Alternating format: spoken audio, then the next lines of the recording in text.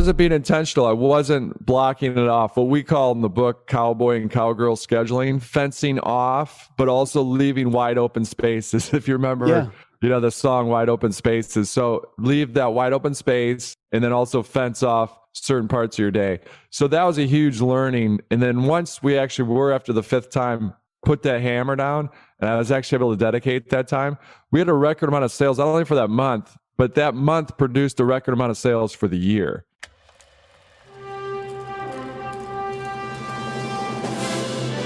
It's one small step for man. Liftoff. We have a liftoff. We choose to go to the moon, not because they are easy, but because they are I hard. have a dream. You can't handle the truth. 7, 6, 5, 4, 3, 2, 1. Super you.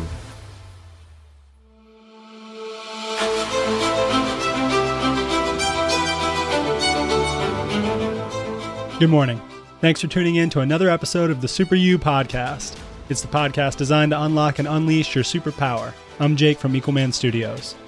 This week's quote is "Leap and the net will appear." Take a chance, make a move, go for it. Whatever it is, make today about growth, expansion, and progress. In today's episode, we're sharing a conversation between two modern leaders, Erik Qualman and Jake Carlson. Erik sat down with Jake to discuss focus, digital leadership, and how in life it's about stepping to the plate as much as possible. You'll even get to hear the story about how Erik lost 4 teeth in a basketball game, but he didn't let it stop him. After you're all caught up on the Super You podcast, you have to check out Jake's Modern Leadership podcast. Every week, they amplify your leadership superpowers through stories of success and struggle, including interviews with industry experts, those who have walked the walk and now assist on your journey. So let's get into it.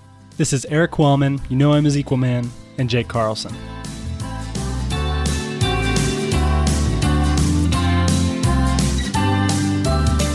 Hey guys, Jake Carlson here, host of the Modern Leadership Podcast. Are you ready to focus on amplifying your leadership superpowers? Let's go.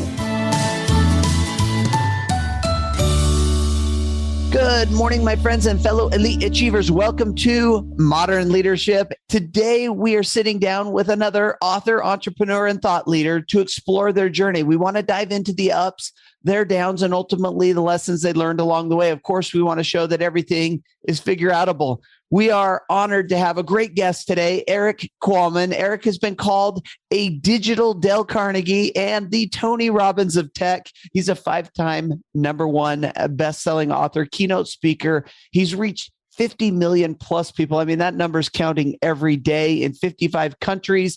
He was voted as the 2nd most likable author in the world behind a name you may recognize, J.K. Rowling. He's a former sitting professor at MIT and Harvard's edX Labs. He's done work with the National Guard, NBC, NASA, and so many more that we can't just discuss on this podcast. Erik, it's so wonderful to have you on the show. How are you today?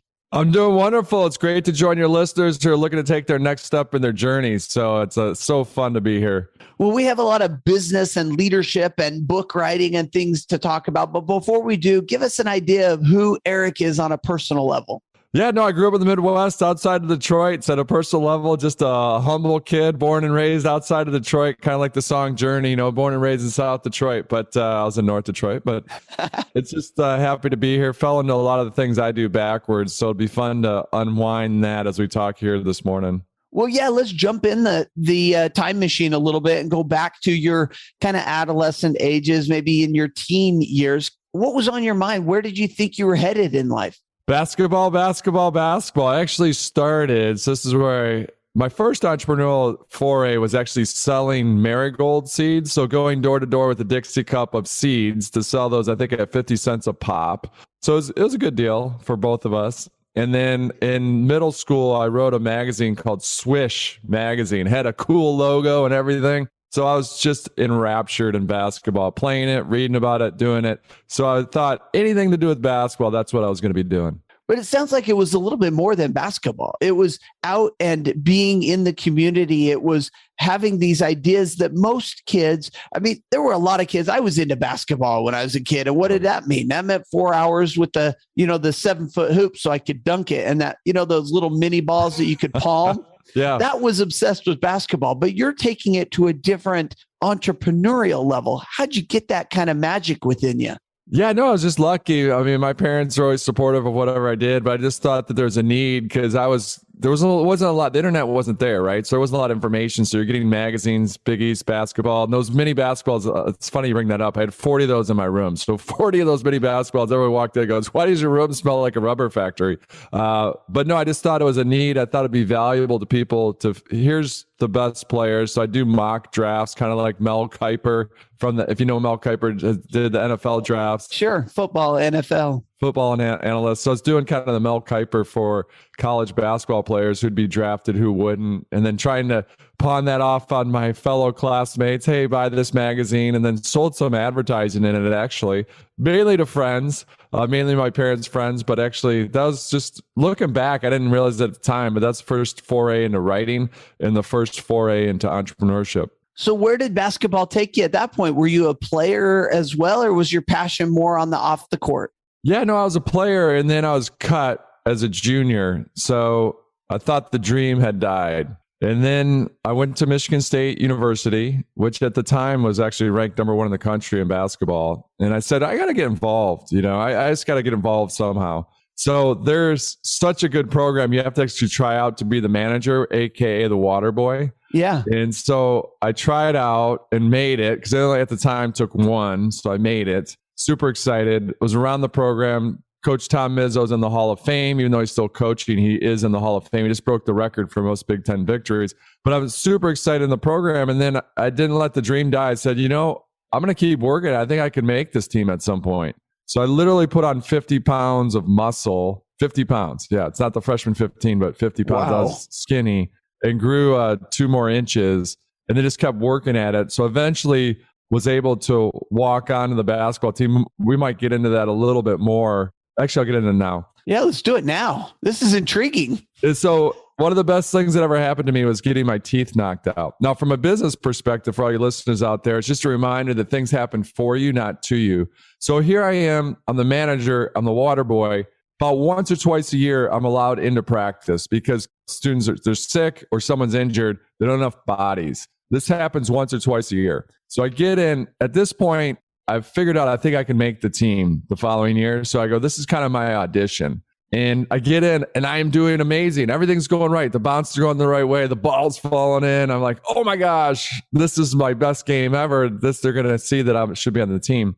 And then as luck would have it, I catch an elbow and I was born with 2 teeth missing. So I had fake teeth in the bottom part of my teeth just to keep it spaced correctly. Uh-huh. So I take this hit.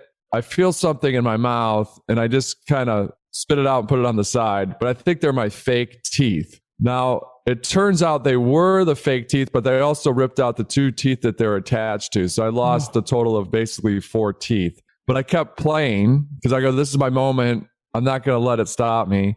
And then at a timeout, the trainer comes over because they can see there's kind of still some blood.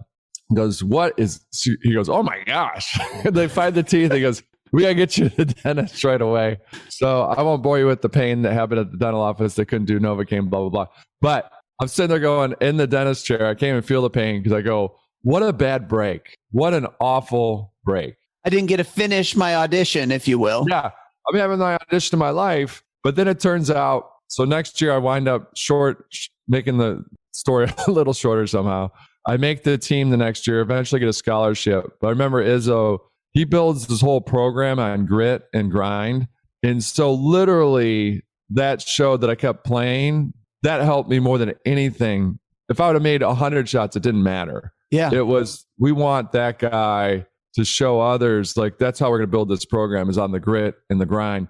And so the next day of practice, Izzo goes, Qualman, I don't know if you're the dumbest player we have here or the toughest, but I think it's somewhere in the middle. And he started laughing, just like, he said he thinks it's the dumbest, but it was his nice way of saying, you kept playing. So that's what we want to build this program around.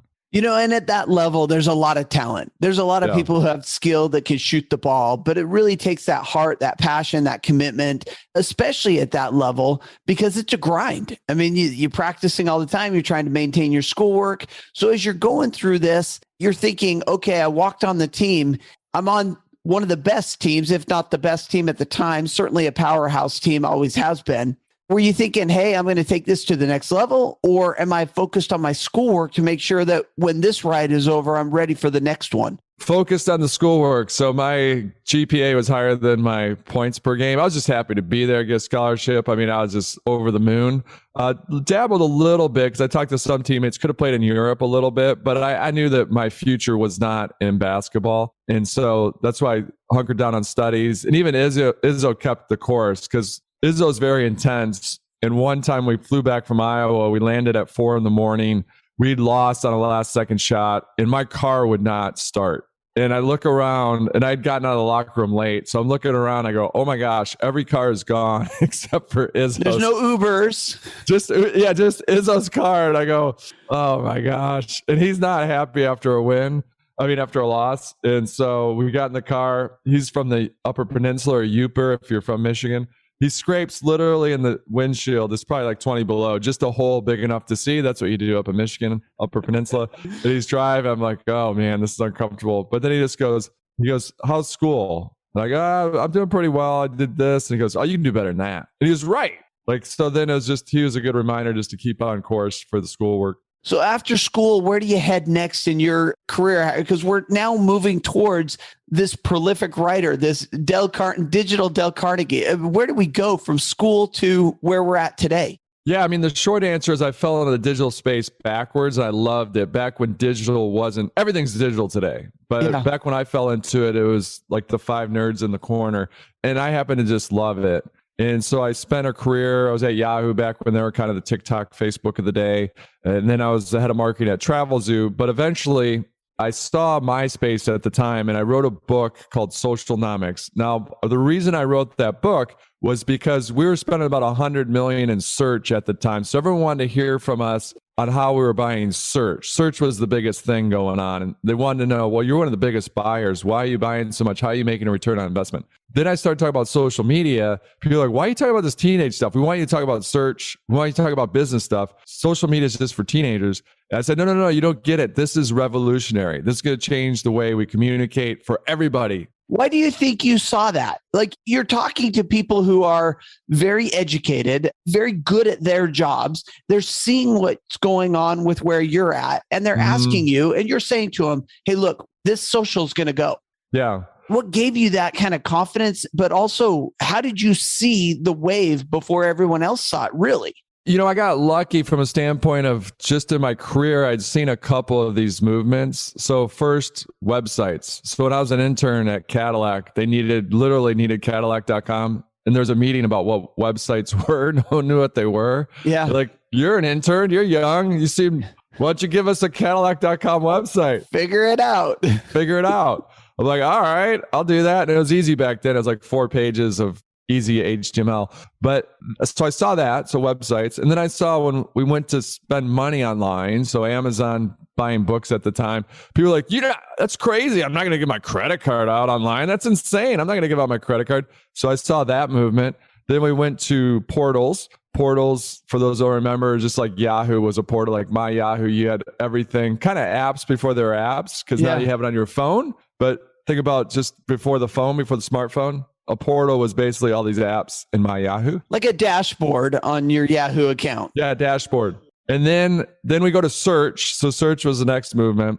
So then when I saw social, I'm like, whoa, this is the next thing. And this involves everybody because it's about communication and we're social animals. So the reason I had the confidence, because I'd missed kind of being the leader on those other 4 movements. So I go, I'm not going to miss this one. And then secondarily, just understanding human nature, that we all love to communicate. I go, this is not just teenage stuff. Everyone likes to communicate.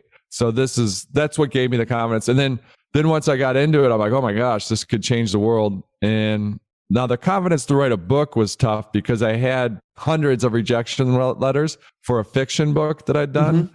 Already written, finished, done. You'd already put in the time in. Finished. Just like, we don't want that. We don't want it. We don't want it. And then I gave a talk on socialnomics, social media. And my friend who was published said, you got to talk to my publisher. most people think you're crazy talking about this stuff in a business environment, but you need to go talk to my publisher. And then I took a train from Boston down to New York, and I literally had 20 minutes because I had to go to a conference where I was watching Tony Blair. He was the prime minister at the time. Uh-huh. And the way I said it, I didn't mean it to say it like this, but I go, I got to go in 20 minutes because, I got this thing with Tony Blair. It sounded like I was meeting with him. Yeah. In hindsight. And then, so anyways, I was able to get lucky and sign that deal with the publisher. Googled the term Socialnomics, 0 results. I'm like, that's a good title for a book. Let's rock and roll with this thing. And then started writing the book. And then the rest, they say, is history. It went number 1. And then I started speaking on the subject. And now that's what I've been doing for the last 11 years is the edutainment company to entertain, educate, and empower people their best life, books, websites, podcasts. It's been just a wild ride. Yeah. And you kept yourself busy, which we're going to talk about in just a minute, because that's one of the things you're speaking a lot on nowadays is how to balance it all and how to be more productive and more efficient. But before we do that, this is 11 years, as you've kind of been riding this wave. And as somebody who has experienced some of these big shifts throughout your career, one of the things I often ask guests, particularly when we bring on marketers and digital people, is what's the next wave? What should we be looking for? This is just you and me talking. Nobody's really listening.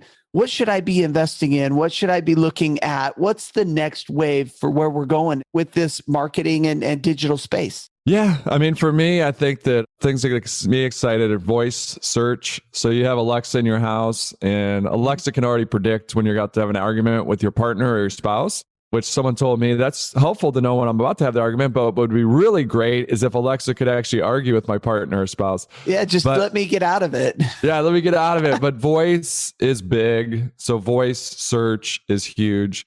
Artificial intelligence, bullish on artificial intelligence. So anything AI related, we're already seeing that. So it just makes your life easier, AI.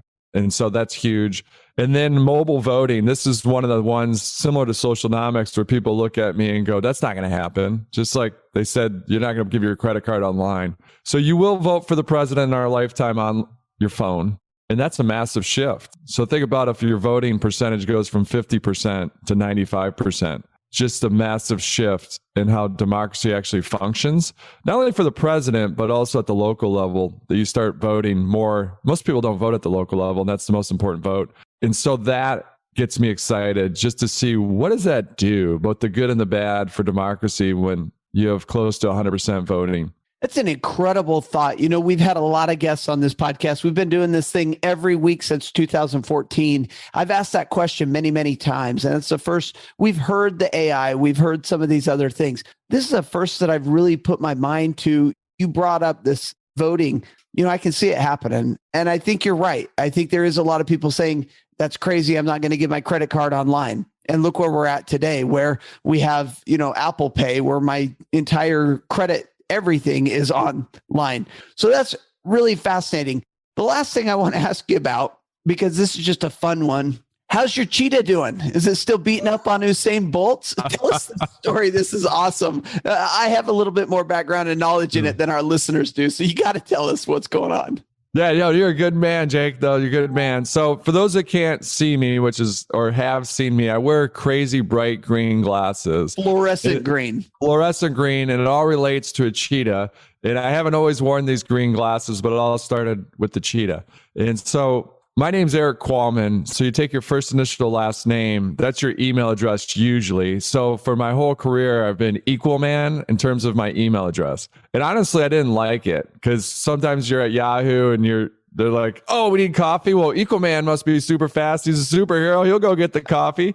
And so I resisted it. And the reason I'm telling you this story, the reason I'm telling you basically my story is because I believe that all of us are living the same movie. We're just different actors and actresses within that movie. And so here I am, Equal Man, not loving it. So for 15 years, I resist my story because I think this is happening to me, not for me, as we discussed earlier.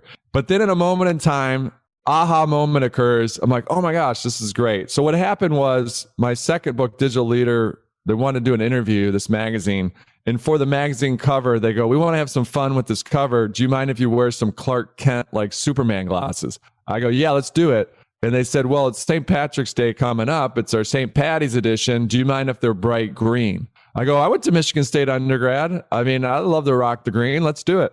They bring them out. I'm like, whoa, those are like alien Seattle Seahawk. Those are bright green. But we take the photo, and then I don't think much of it. And then a couple of weeks later, I fly to Kenya to give a talk. Now, the night before, I go to a rescue shelter to adopt a baby cheetah. Not to take home. My wife would absolutely kill me if I did that. But Take care of it, make sure it's safe. yeah, make sure it's safe. And just, I want to immerse myself in Kenya to understand what the people are about. And so on the ride over, the lady that I'm with, she goes, the litter you're going to adopt from is the same litter that the the Olympian Usain Bolt just adopted from 2 days ago. And we filmed him. We'd like to film you, and we'd like to marry that footage together to raise more money for the shelter, raise some awareness. I go, great, let's make it happen. And then she pauses and looks at me and goes, but obviously when we're filming and photographing you, we want to make sure you're wearing your green glasses. And I kind of look back at her and go, oh, I don't wear those around all the time. I look like a fool walking around wearing bright green glasses all the time. And the look of disappointment on her face is a look I never want to see on any human ever again. Yeah. But also, it just sparked in my mind because she goes, wait, no, that's what everyone in Kenya thinks you look like. And so that was the aha moment for me. Why am I resisting this story? It's not like I can't believe I'm Equal Man. It's like, oh, I can't believe I'm Equal Man. Let's step into it and let's step into that discomfort. Let's step fully into my story. And then by doing that, wearing the green glasses, if it helps just one other person to live their best life, then it's worth any discomfort that I'm going to walk in. Now, did I foresee down the road that when I was just in Vegas this week and gave a talk and there's 2,600 people and they have green glasses on every chair? Did I envision that? Absolutely not. But it's been fun. My wife and I always laugh. Who knew we'd be in the business of actually producing these green glasses? And the coolest moment ever with the green glasses, to be honest, I'm rambling on a little bit, but was the school district in Texas actually approached me, and they run a kindness campaign now for the last 3 years. The green glasses, every student has them, every teacher has them, and they have kindness days where people wear the green glasses. So it's been pretty awesome. And then in that one, it's funny because I'll be at the deli, and someone will come up to me, a mom will go, oh, what class do you teach at the school? And I used to be like, I don't teach a class, but now I kind of have fun with them because a lot of these moms are like super tiger moms and helicopter moms. So I'll go, oh yeah, I teach third grade neuroscience. And the look on their face is like, why isn't my kid in third grade neuroscience? So what a tremendous story. I just love that story. I had no idea all of the details. I just knew that your cheetah was faster than Usain Bolt. So that's all I knew. All right. Now, these glasses, our listeners can't see them, but if you go get a copy of the book, the new book, The Focus Project, you're going to see them right on the cover, and they're awesome. And I love what you've done with the cover of the book. Basically, on the spine, you got one side that shows in focus, and you got one side that shows out of focus. And looking at it's disorienting. But you've written this brand new book, The Focus Project. Tell us a little bit about what's going on now that you've kind of come from this digital background. Now you're stepping into more of this, the Tony Robbins of tech. Yeah. So The Focus Project's my 6th book. And ironically, it is the anti-venom to my first book. So thanks, Socialnomics. I'm sitting here going, how social media changed the way we live and do business. I'm saying you've got to get into these tools. You're going to be left behind if you're not in these tools. So then I see everyone go way too far into their phones. I go, whoa, everybody, let's pull back. Let's pull back on the screen time here. And obviously gasoline on the fire when you think about the pandemic. So I was sitting there every night, my hair was on fire, and all you entrepreneurs and intrapreneurs that are listening will really appreciate this. Every night I'd go to bed, my hair felt like it was on fire. I said, all right, tomorrow, that's not going to be the case. And then rinse, wash, repeat happened again. Yeah. So I'm sitting there going, wait, I'm an author. I own a small company, animation studio. I control my own destiny, so to speak, because I'm the owner. And if my hair is on fire, everyone else's must be really on fire. Yeah. How does my team feel? Yeah. So I start asking everybody from school teachers to CEOs, and everyone's in the same boat. So I'm like, all right, it's a big problem. Everyone can't focus on the big. They're all focused on the busy. So that's why I did the 2-year project to really figure. It was 2 years because the first year was 5 attempts and failing. Literally, I'd go, all right, I'm going to focus on one thing a month just to see how powerful it is. And I'm going to read all these books out there for the last 100 years on how to do this. And whether it's true or whether it's not, that's what I want to test. What works and what doesn't work. And so that's why it was a project. It was a focused project for myself, but I also knew that other people would be fascinated to know what can help me focus on the big versus the busy. How do I make sure my hair is not on fire? So that was the whole point of the book in the project. And again, that first year, 5 times, this is what happened. I go, all right, the first month, I have to focus on sales so that I can afford the opportunity to kind of do this project. Because if I don't focus on sales, then I can't have the opportunity to do this project. Sure. And so you got to figure out what's your big thing. For us, that's what it was. And for me, it's getting booked on stage to speak. And so I'm going to put in like 30 minutes to 2 hours. Doesn't matter what the amount is. You got to figure out what's good for you. But I go, all right, 30 minutes a day. But for me, I go, let's do 2 hours a day where I'm just outreach.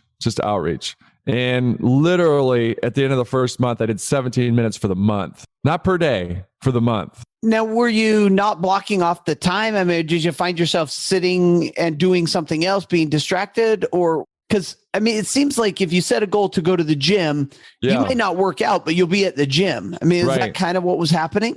It was. I wasn't being intentional. I wasn't blocking it off. What we call in the book, cowboy and cowgirl scheduling, fencing off, but also leaving wide open spaces. If you remember, the song Wide Open Spaces. So leave that wide open space and then also fence off certain parts of your day. So that was a huge learning. And then once we actually were, after the 5th time, put that hammer down, and I was actually able to dedicate that time, we had a record amount of sales, not only for that month, but that month produced a record amount of sales for the year. Because it could have been, it wouldn't work. And then I don't even write a book because I'm like, this doesn't work. This is all BS, what these people are talking about. And it worked. And so then away we go with the entire project. Yeah, that's, I've found just in my life, great intention.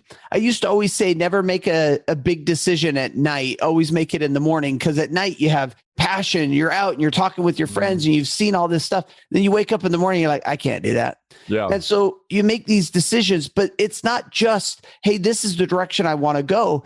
I love this concept of wide open spaces because nobody likes to be kind of nailed down and have every minute of their day scheduled. There's no opportunity for flow, for creativity, for, enjoyment, but also you got to set a parameter there. I mean, you really got to focus in and get stuff done. So now, as you've gotten this project kind of off the ground and you're moving forward, what's the reception been like? How are the people that you're speaking to receiving this concept of the Focus Project? I was nervous because you got to keep in mind, my other books are all on digital leadership. Now, this is under digital leadership because you can't be a digital leader without the proper focus. You got to focus on the big versus the busy.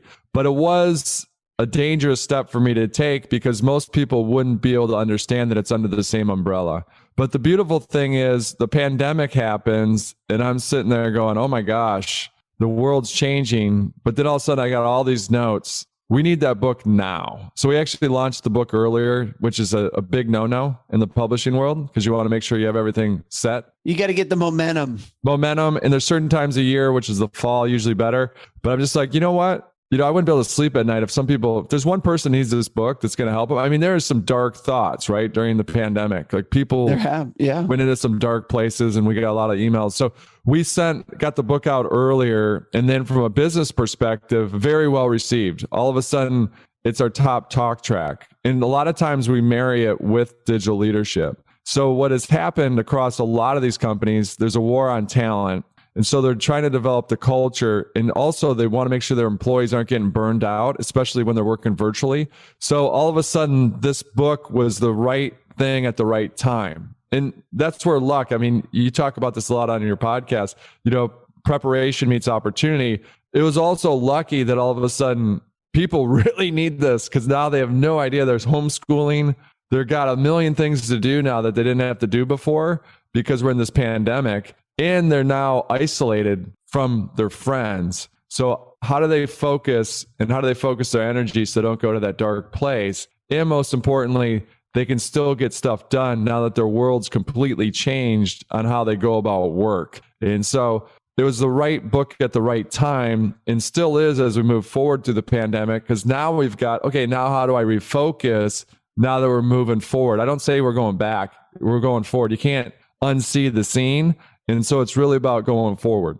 Yeah, learning and growing and rising up above it. Now, you said often during this episode, I got lucky. I mean, I don't know if you even recognize how many times you'll tell a story and you'll say, I got lucky. I got my teeth knocked out. Hey, I got lucky that I was, chosen to be the ball boy, which put me in this atmosphere. I got lucky that the book, and I got lucky the pandemic. I hear that a lot. And tell me a little bit about how the role of luck, we hear you say luck, but you're not just a lucky person. You're hardworking and you're focused and you're really doing the things that lead to that luck. Tell us a little bit about that. Yeah, it's interesting. The harder you work, the luckier you get. And so you've got to go up to the plate. The beautiful thing about life in general is, unlike baseball, where they track your average, in life, it's about getting to the plate as many times as possible, because you're trying to hit. For a lot of you out there, you might be hitting home runs, but it's really, when we talk about the Focus Project, it's about hitting those grand slams. Those grand slams are out there. So literally, it's about stepping to that plate as many times as possible. Well, that sounds pretty simple, but it's not easy. Why isn't it easy? Because in our DNA, we're afraid to fail. And that's good because it protects us a lot of times. Your brain is trying to protect you, but it's old software, right? There's no saber-toothed tiger out there trying to kill us right now. Yeah. And so it's a reminder. I always tell people, look, I write these books for myself as much as anyone else, because I go back and read them, because I am struggling with it as well. I don't have all the answers, but here's something that's helped me, and I hope that it helped you. And so part of that is get to the plate as many times as you can. They're not tracking your average. It's going to track how many grand slams you get. And you've said this idea of things don't happen to you, they happen for you. And I want to, just as we close up and round out this episode, a lot of your revenue, a lot of your business pre-pandemic was speaking, getting on stages, 50 million people in 55 countries. How has the pandemic shifted either your focus as a speaker or, what's happened for you through this, where a lot of people saw their revenue really dip? Yeah. So I love the figure outable. So when we think about, I did a video for Socialnomics that went viral, and it was my first video. I was sitting at Cambridge at the time, so I had an MIT student help me with the animation. And then literally had 3 people call me, companies would call me and go, hey, do you do those videos for companies? I go, no, I just did it for the book. And then I'm like, duh, fortunately I got that 4th knock. So don't do what I did and not listen the first 3 times for those knocks, because often you don't even get a second knock. And then finally I go, yeah, we got an animation studio. We can make it happen. And then I go, all right, figure outable. How do I make this animation studio and scale it? And now we've done animation for Disney, for Cartier, Mont Blanc, for Oreo. And so it's been a wild ride. And that was all figuring it out and making sure we answer the door. But to answer your question, since we had the animation studio, when I speak on stage, I'm a video storyteller. So all of a sudden, boom, the pandemic hits. We were actually already doing virtual. Most people didn't want virtual, but we were already aware of it. And since I was a video storyteller, it's a little more compelling rather than a talking head for 40 minutes on Zoom. And away we went on the virtual side. So we were really fortunate that we had that virtual capability and that it worked well. But obviously, I'm super excited to be back on stage. I mean, it's much, much better to be back on stage. And our revenue was down because you just don't get paid as much to do the virtual events, but you can do more in a day on down the line. But I couldn't be more excited to move forward in the world where now you can have both. Hey, I can't make it to New York, but I'm happy to do virtual. Before they'd be like, virtual? Yeah, no way. Virtual. Now they're like, great, that'll work out well. We'll make it happen. And we're like, perfect. Well, that's another story of you being lucky, or actually getting in the game, really working hard and having those opportunities come to you. Thank you for hitting on the figure outable a couple of times there in the story. We love that. Eric, this has been a fabulous conversation. We want to get the listeners out and reading your books. How can we find out more about you? How can we leave our listeners with an opportunity to connect? Yeah, it's Equal Man across the board. So it's just exactly how it sounds, Equal Man. And that's the easiest way to find me. And yeah, check out the Focus Project. That's our latest book. If you're into board games, edutainment, we've got Kitty Corn. So your kids, anyone 5 to 95 will love it. So it's a good game, Kitty Corn. So if you want to get off that screen time and play a nice board game, Kitty Corn, check it out. We're going to definitely check it out. My kids love board games and we love to do them as a family. Eric, this is fabulous. Thank you for coming on. Thank you for being inspiring. And thank you for being this week's Modern Leader. No, thank you, Jake. Awesome to see you. And thanks for having me on here. Great to hear you.